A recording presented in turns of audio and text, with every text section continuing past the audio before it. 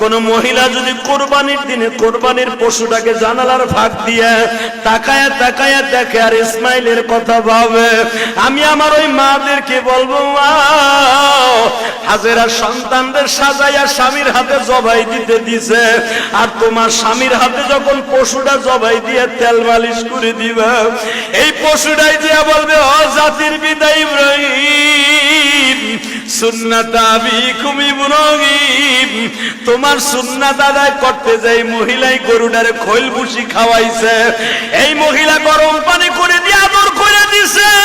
এই মহিলা দারোয়ানকে বলছে, গেটম্যানকে বলছে গরুটারে সুন্দর করে গোসল করা। মনে রাখো গো মা, এই জন্যই দেখবেন গরু কিনবেন আপনি, গরুটার তদারকি দিয়া দিবেন আপনার বিবির আন্ডারে। আপনার বিবি যদি এই গরুটারে তেল মালিশ করে দেয়, গরম পানি করিয়া দেয়, একটু আদর করে দাও গো মা, ইসমাইলের গাড়িতে তুমি জান্নাতে যাইবা।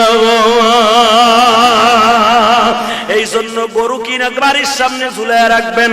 বাড়ির সামনে বাইন্দা রাখবেন, আপনি নিজের হাতে আদর করবেন, এটারে শ্যাম্পু দিয়ে গোসল করাবেন।